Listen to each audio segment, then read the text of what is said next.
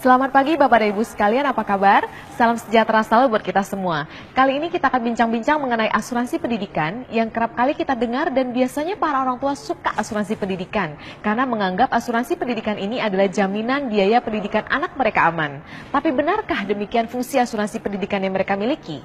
Hari ini saya ditemani oleh rekan saya Bapak Christian Pranata Lukito. Kami akan mengupas tentang asuransi pendidikan, bagaimana pemahaman yang benar tentang asuransi pendidikan tersebut. Oke, Pak Christian, selamat pagi. Selamat pagi Bu Kristi. Oke, hari ini Pak kita bincang-bincang tentang asuransi pendidikan. Bagaimanakah pemahaman yang benar? Oke, asuransi pendidikan ya. Ya. Asuransi pendidikan memang jadi topik yang sangat menarik Bu Kristi. Betul. Gimana memang? Nah, jadi gini Pak, kemarin kan saya ketemu teman saya. Ya. Jadi dia sama kayak saya nih mau masukin anaknya masuk SD. Ya. Nah, kita sama-sama terkejut dengan biaya pendidikan sekarang ya. Oh ya. Nah, untuk masukin anak SD aja, ini sekarang kita bayar biaya pangkal 45 juta. 45 juta. 45 juta uang pangkal. Biaya semesterannya 20 juta. Wow. Nah, teman saya berpikir, aduh, kalau anak kita nanti kuliah ya Pak, beberapa tahun yang akan datang, itu biaya jadi berapa ya? Kalau sekarang masuk SD aja sudah sedemikian tinggi ya? Ya, betul sekali Bu Kristi. Memang hari ini isu pendidikan itu menjadi salah satu isu yang paling hangat ya. Iya. Di kalangan ibu-ibu. Iya, ya, di betul, kalangan keluarga ya. Iya, keluarga ya. Oke. Nah, teman ibu sudah punya asuransi pendidikan? Sudah. Oh, sudah punya? Sudah punya. Ya, bagus dong. Iya. Oke. Nah, pada saat punya asuransi pendidikan, harapan teman ibu ketika itu apa? Harusnya ya biaya pendidikan sampai anaknya selesai sekolah atau kuliah beres, aman. Oh gitu ya? Iya. Makanya, jadi saat punya asuransi pendidikan, semua biaya pendidikan anak aman, di-cover oleh asuransi. Oke, setuju sekali Bu. Di luaran sana, banyak sekali masyarakat dan orang-orang yang saya temuin, hampir 100% pun punya pandangan seperti itu. Oke. Tidak salah. Oke. Nah, namun saya kasih satu pertanyaan ya ke Ibu ya. Gini Bu, menurut Bu Christine, kira-kira seorang anak bisa sekolah sampai selesai gara-gara asuransi pendidikan atau gara-gara orang tuanya masih mampu bekerja? Harusnya karena orang tua kita masih mampu bekerja ya? Ya, betul sekali. Artinya apa? Berarti kemampuan orang tua bisa bekerja adalah jaminan pendidikan bagi anak Si kita. anak. Betul nggak? Betul, betul. Kemampuan kita Betul. bekerja menjadi asuransi pendidikan sang anak. Lah, Seperti itu. terus bagaimana dengan asuransi pendidikan? Apa yang salah? Oke. Kan ada asuransi pendidikan kan? Betul sekali, Oke. betul sekali. Oke. Nah, pada saat saya cerita ini ke kawan-kawan, ke teman-teman dan nasabah-nasabah, somehow mereka merasa, udah punya asuransi pendidikan berarti salah beli dong kayak gitu ya. Oke. Nah, nggak ada yang salah, nggak ada yang salah. Semua asuransi itu baik adanya, hanya pemahamannya itu yang keliru. Oke. Kenapa? Nah, bicara asuransi pendidikan sama kayak kita melihat barang yang ada harga diskon. Oke. Contoh kayak gini Bu Christine, pernah nggak Ibu ke mall, niatnya cuma pengen belanja 3 barang, Iya. tapi ternyata ada promo ini, ada diskon ini, beli 1 dapat 2, harga ini jadi tinggal diskon sale, 80% sale. Iya. Pernah nggak kayak gitu? Sering. Jadi beli nggak tuh Bu? Beli. Jadi beli ya, oke. Nah, Beli. sama halnya. Itu manusiawi. Kenapa? Oke. Karena orang itu bertindak berdasarkan emosinya. Oke. Ya, kata-kata pendidikan, kata-kata ada diskon itu emosional sekali. Oke ya. Nah, kata-kata pendidikan ini sangat-sangat emosional sekali di kalangan orang tua, terutama ibu-ibu. Oke. Ya, maka dari itu pada saat ngedengar asuransi pendidikan, orang tua itu langsung pada ngikut. Seperti itu Bu, kejadiannya. Nah, jadi bagaimana nih Pak? Jadinya tentang konsep asuransi pendidikan itu sendiri bagaimana yang benar nih sekarang? Jadi gini, sebenarnya asuransi pendidikan kita lihat karena kemampuan si orang tua itu menjadi jaminan atau baca asuransi pendidikan, berarti yang harus diasuransikan terlebih dahulu adalah si orang tuanya. Iya, si pencari nafkah. Si pencari nafkah, Oke. iya. Karena kenapa? Kemampuan bekerja saya adalah jaminan pendidikan bagi anak saya. Betul. Oke, Betul. memang kalau memang kita punya budgetnya cukup, semua anggota keluarga kita asuransikan. Itu lebih baik. Itu lebih baik. Oke. Anak-anak masih sederhana. Kalau kita mau punya payung, ya sebisa mungkin semua anggota keluarga kita punya payung. Ya. Jangan sampai saat hujan datang ada yang nggak punya payung akhirnya kebasahan juga. Iya, Oke, betul. seperti itu. Betul, betul. Tetapi memang di luar sana somehow kita dihadapkan dengan suatu keadaan di mana kita harus memilih. Oke. Kita harus memilih mana nih yang saya asuransikan lebih dahulu.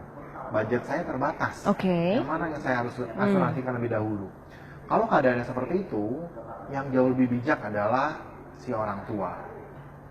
Kenapa? Kalau si orang tua, gini, kalau tiba-tiba terjadi sesuatu sama si orang tuanya, kan nanti akan cair sejumlah dana. Iya. Dananya kan bisa asuransi Iya, pendidikan, iya, seperti itu, Bu iya, Christine. iya, betul, betul.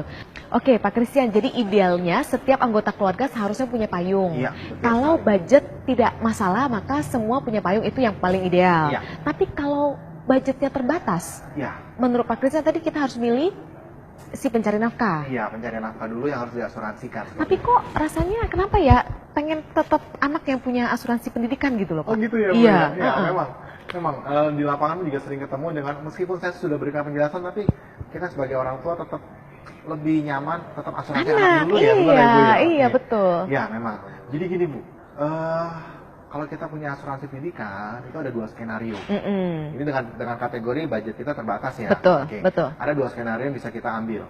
Skenario pertama adalah kalau anak kita asuransikan lebih dulu, Mhm. orang tuanya belum. Mm-mm. Oke, kebayang nggak, Bu, kalau anak kita asuransikan lebih dahulu, Mhm.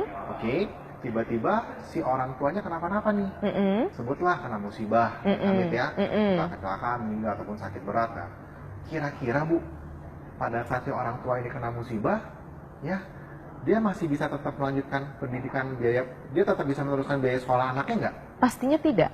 Ya, biasanya malah nggak bisa, Iya. bisa dipastikan nggak bisa. Iya. Bahkan cenderung, bener nggak? Ketika ini orang tua kena musibah, tabungan Tabungan ikut anaknya Bener diambil nggak? untuk berobat. Oke. Mau nggak mau no choice. No Bener choice, nggak? mm-mm. Pada saat dalam keadaan seperti itu hanya bicara satu, Mm-mm. gimana caranya agar si orang tua bisa sembuh. Sembuh, Segala betul. cara akan dimanfaatkan, termasuk tabungan anak yang tadinya untuk tabungan pendidikan bisa jadi dipakai untuk biaya kena musibah ini. Iya. Entah sakit berat, entah Iya. kena musibah, bener nggak? Betul. Jadi skenario pertama, kesimpulannya apa? Kalau si anak yang diasuransikan lebih dulu, ya tiba-tiba orang tuanya kena musibah, bisa jadi dua-duanya sama-sama Sama-sama jatuh. Iya. Mm-mm. Orang tuanya jatuh, anaknya akan ikut-ikutan. Mm-mm. Ya, oke. Memang ada dalam suatu asuransi pendidikan tuh fitur yang namanya auto saving. Oke. Misalkan seorang anak akan ditabungkan gratis Mhm. sampai usia 65, Mhm. ya, ketika si orang tuanya kena musibah, ya kan? Oke. Namun kalau bicara namanya auto saving, let's say kita ditabungin berapa? 1 juta sebulan. Mm. Kira-kira cukup nggak sih, Bu? 1 juta sebulan untuk biaya pendidikan dan biaya hidup anak? 1 juta sebulan, 12 juta setahun harusnya kurang ya. Kalau mikir-mikir biaya pendidikan masuk SD aja tadi begitu besar Iya, ya. Oke. Memang ada fitur itu, tapi Iya. percaya deh, itu tidak akan cukup. Oke. Itu skenario pertama. Oke. Oke. Skenario kedua, ini yang menurut saya jauh lebih bijak. Mhm. Sama halnya kayak kita lagi di bandara, Mhm. lagi naik pesawat terbang. Mhm. Pada saat itu pramugarinya bilang apa? Kalau terjadi sesuatu, kita harus pakai masker dulu, baru Kita anak dulu, kita. baru orang lain. Betul, nggak? Betul, betul. Kita dulu harus selamat, baru kita selamatkan anak kita. Iya. Iya. Hmm. Skenario kedua bicara seperti itu. Si orang tua diasuransikan terlebih dahulu. Tiba-tiba kalau kena kejadian sesuatu sama si orang tua, oke, cair dana. Mhm. Sebut berapa? Minimum berapa? 500 juta. Mm. 500 juta, 1 miliar, ini akan cair. Mm. Oke, nah berikutnya gimana? Bisa nggak 500 juta dan 1 miliar ini dialokasikan menjadi tabungan sekolah si anak? Bisa. Ya, Begitu ya. begitu. Jadi sederhananya pada saat si orang tua kena musibah cair sejumlah uang ini ya udah dikelola aja, entah Iya. mungkin deposito, Iya. mungkin cari instrumen yang lain, oke, tinggal si anak akhirnya bisa hidup dari uang yang besar ini yang cair. Oh, jadi begitu ya Pak ya. Iya. Itulah kenapa pentingnya si pencari nafkah ini yang harus dilindungi terlebih dahulu. Iya, betul. Supaya ketika terjadi kenapa dengan si pencari nafkah ini, anaknya tetap aman. Iya, Karena betul. ada sejumlah uang yang keluar dari asuransi si bapak tersebut. Betul sekali, Bu. Sebaliknya kalau di skenario pertama, anaknya diasuransikan terlebih dahulu, terjadi apa-apa sama si bapaknya, boro-boro anaknya bisa ditabungin lagi. Iya. Malah tabungan anaknya yang kepake Iya. untuk mengobati si pencari nafkah itu. Betul sekali, Bu Christine. Oke. Itulah pemahaman asuransi Oke. yang menurut saya yang benar seperti itu. Oke. Karena kan kita tujuannya pengen sekolah anak sampai selesai. Setuju. Ya, pemahaman yang benar seperti itu, Bu Christine. Bapak Ibu sekalian, setelah kita mendengarkan penjelasan tentang asuransi pendidikan, maka kita bisa menarik kesimpulan sebagai berikut. Yang pertama, bahwa seorang anak bisa sekolah sampai selesai bukan semata-mata karena asuransi, melainkan karena orang tuanya masih mampu bekerja. Kemampuan bekerja inilah yang menjadi jaminan pendidikan bagi sang anak. Mari kita cek diri kita dan teman-teman kita, apakah kita semua sekolah tinggi karena asuransi atau karena orang tua kita masih mampu bekerja.